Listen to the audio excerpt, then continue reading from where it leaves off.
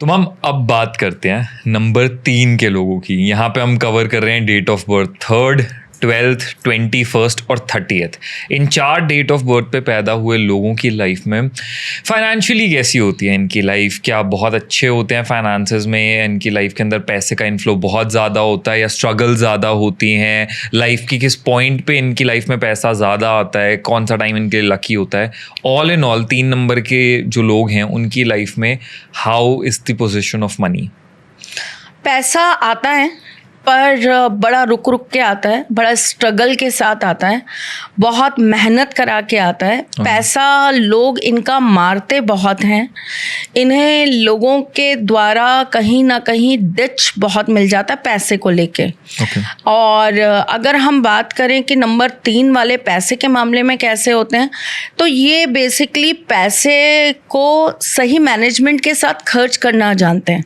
ये उल जुलुल पैसा उड़ाना नहीं जानते। इन्हें पता है कि अगर हमें अपनी लाइफ को चलाने के लिए इतने पैसों की ज़रूरत है तो ये उसमें भी पैसा बचा लेते हैं, सेविंग कर लेते हैं। सेविंग में बड़े माहिर होते हैं नंबर 3 वाले। तो नंबर 3 वो है जो पैसा बहुत सोच समझ के खर्च करेगा, पैसे की वैल्यू बहुत करेगा, लेकिन इनका पैसा इनकी अपनी गलतियों से कह लीजिए या इनके अपने लालच से कह लीजिए या ये कह लीजिए कि लोगों द्वारा इनको पैसे के अंदर ना कहीं लॉस बहुत झेलना पड़ता है। कौन से इनकी लाइफ के ऐसे एज पॉइंट्स हम पकड़ सकते हैं पूरे लाइफ स्पैन के जहाँ पे ये फाइनेंशियली अच्छा ग्रोथ आता है इनकी लाइफ में?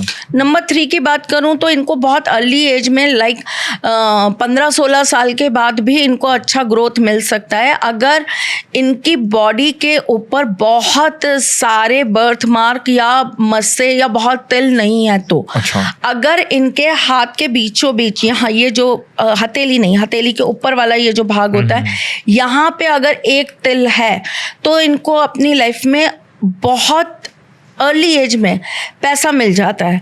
इन्हें सपोर्ट बहुत ज़्यादा नहीं मिलता लोगों का। अगर मैं नंबर 12 वालों की बात करूं, अगर उनके गाल पर तिल है तो इन्हें अपनी लाइफ में इनकी विद्या से या इन्होंने जो पढ़ा है या इन्होंने जो अर्जित किया है उससे इनको पैसा अच्छा खासा ये अर्न कर लेते हैं।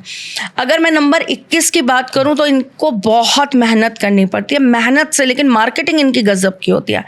ये ऐसे मार्केटिंग के माहिर लोग होते हैं जैसे रावण था। अच्छा।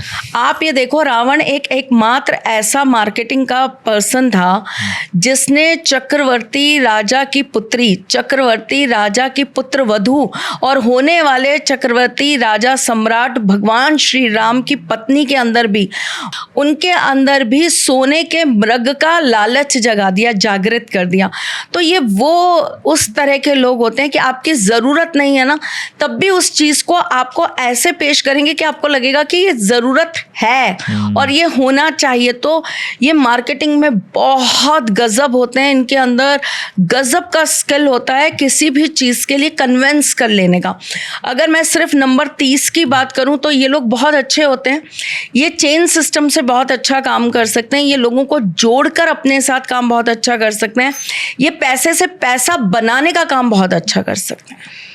3 नंबर वालों की लाइफ के अंदर सबसे लकी कौन लोग होते हैं जिनसे कनेक्ट होने पे उनकी लाइफ में फाइनेंशियल बहुत अच्छी स्टेबिलिटी आती है? अगर मेल है तो मैं कहूँगी कि उनकी वाइफ, और अगर फीमेल है तो फादर और हस्बैंड। अच्छा, ठीक है। मेल की केस में directly the life partner and female की केस में फादर या फिर उनके लाइफ पार्टनर। अब 3 नंबर वालों को क्या चीज़ें करनी चाहिए जिससे उनकी लाइफ के अंदर फाइनेंशियल ग्रोथ आए, फाइनेंशियल स्टेबिलिटी आए, पैसा बढ़े भी, बचे भी और स्थिर भी रहे? इन्हें अपने घर की जो कन्याएं हैं उन्हें समय समय पर कोई चीज़ें ज़रूर देते रहना चाहिए। इन्हें अपना गुरु ज़रूर बनाना चाहिए।